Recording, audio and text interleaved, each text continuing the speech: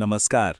आज हम बात करने वाले हैं हिंदी कविता के एक ऐसे नगीने की, एक ऐसी कविता जो असल में एक सैनिक के आखिरी अल्फाज हैं, उसका आखिरी पैगाम। सोचिए, ये वो पंक्तियां हैं जो हमें सीधा उस लम्हे में ले जाती हैं जब एक सैनिक अपनी आखिरी सांसें ले रहा है और अपना सब कुछ, अपना देश, अपने साथियों के हवाले कर रहा है। तो इस पैगाम की गहराई को समझने के लिए है ना, सबसे पहले इसका कॉन्टेक्स्ट समझना पड़ेगा। आखिर ये अंतिम सलाम आया कहाँ से था? ये आया था जंग के मैदान से।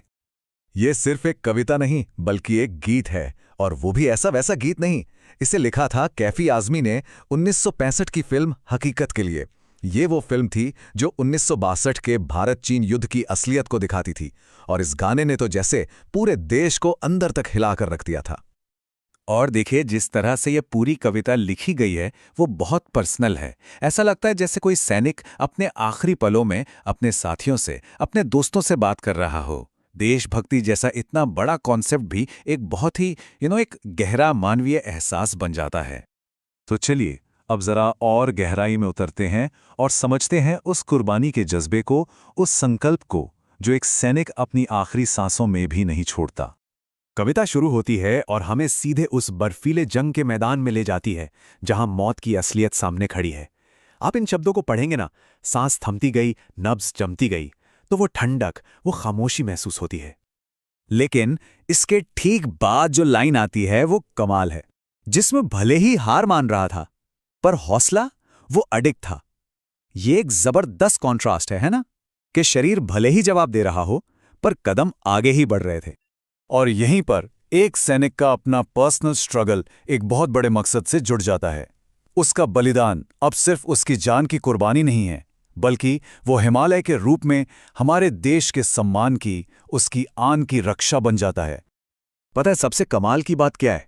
सैनिक यहां मौत को एक ट्रेजेडी की तरह नहीं देख रहा, नहीं, बल्कि वो इसे एक बहुत ही खास, एक नायाब मौके की तरह देख रहा है। उसका कहना है कि अरे, जिंदगी जीने के तो कई मौसम आते हैं, पर देश के लिए जान देने का जो ये मौका है, ये रुतबा, ये तो किस्मत वालों को मिलता है। अब यहां पर एक बहुत ही खूबसूरत मेटाफर का इस्तेमाल हुआ है। धरती को दुल्हन की तरह देखा गया है और सैनिकों का जो खून है वो सिंदूर है, जिससे उस दुल्हन की मांग भरी जा रही है। अब देखिए, हमारी संस्कृति में सिंदूर कितना पवित्र माना जाता है ना, ये समर्पण का प्रतीक है। तो इस तरह ये बलिदान सिर्फ एक मौत नहीं, बल्कि अपनी धरती माँ के साथ एक पवित्र रिश्ता बन जाता है। तो अपनी कुर्बानी की बात करने के बाद सैनिक का फोकस अब बदलता है। अब वो देखता है आने वाले कल की तरफ और एक सीधा पैगाम देता है उन लोगों को जिन्हें अब इस लड़ाई को आगे बढ़ाना है। ये एक तरह की अपील है, एक गुजारिश है कि देखो, हमारी कुर्बानियों का ये जो रास्ता है, ये कभी सूना नहीं होना चाहिए।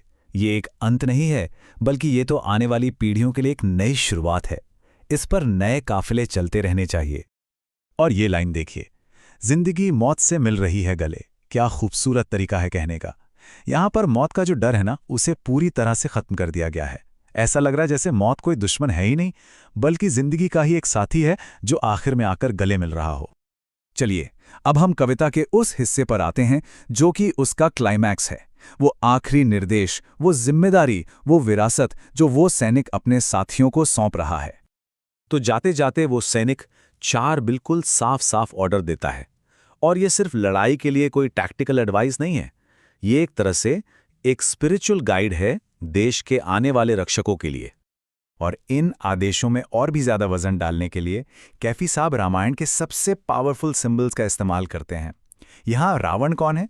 वो दुश्मन जिसे वो लकीर पार नहीं करने देनी है।